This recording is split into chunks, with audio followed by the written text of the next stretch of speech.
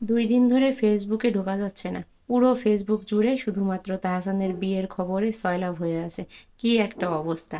আমরা বাঙালি, আমরা আসলে পারিও বটে। দুই দিন যেতে না যেতেই তাহসানের যে স্ত্রী, তার একেবারে প্রাক্তনকে খুঁজে বের করে নিয়ে এসেছে। আবার তার বাপ নাকি বরিশালের খুব দুর্ধর্ষ একজন নেতা ছিলেন, তার জন্য মেয়েটাকে দোষ দেওয়া হচ্ছে।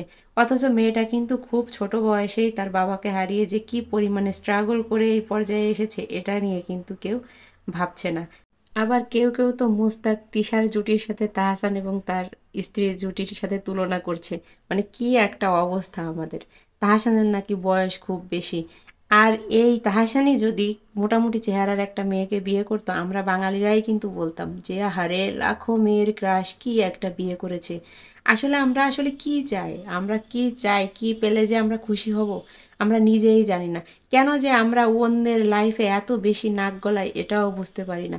একেবারে এই বিরক্তিকর জাতিটা আসলে নিজেকে মাঝে মাঝে বাঙালি বলে পরিচয় দিতেও লজ্জা করে। কি দরকার এত মানুষের বিষয়ে এত বেশি নাক গলানোর? কি দরকার আছে? তাদের লাইফে তারা সুখী হোক না ভাই। কেন আপনার আমার এত জ্বালা কেন? তারা তাদের লাইফে খুশি হোক, সুখে থাকুক, এই কামনা করাই তো উচিত নাকি? একটা মানুষ হিসেবে একটা মানুষের জন্য এই কামনা করাও কি উচিত নয়? আমরা কেন এরকম একটা মানুষের ভালো দেখলে এইভাবে জ্বলবো, এভাবে একটা মানুষের পিছনে এইভাবে সমালোচনা করব? নিজের লাইফ নিয়ে হ্যাপি থাকুন না ভাই, কি দরকার আছে বলুন তো? তারা পাবলিক ফিগার, আমাদের ভালো লাগে, হয়তো তাদের গান ভালো লাগে, তাদের অভিনয় ভালো লাগে, এটা ব্যাস, এনাফ, এই পর্যন্তই ঠিক আছে। কেন তাদের ব্যক্তিগত লাইফে কেন নিজেদের এই বোচা নাকগুলো কেন গলাতে হবে? কার স্ত্রী কেমন, কার স্ত্রী কীরকম সুন্দরী, কার বয়স বেশি, কার সাথে কারকে মানাচ্ছে না মানাচ্ছে, এইসব নিয়ে কি দরকার ভাই আপনার আমার এত বেশি পেঁচাল করার? কি একটা অবস্থা আসলে!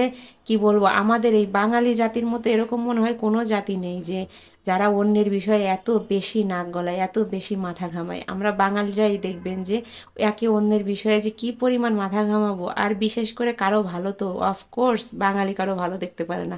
এই যে যে কাহিনীটা হচ্ছে বা কাহিনীটা ঘটতেছে, এদের বিয়ে নিয়ে, এদের সাংসারিক জীবন কেমন হবে, কেমন করে দুইজন লাইফ লিড করবে, প্রত্যেকটা বিষয়ে যেন বাংলাদেশের জনগণ একেবারে সিদ্ধান্ত দিয়ে দিচ্ছে।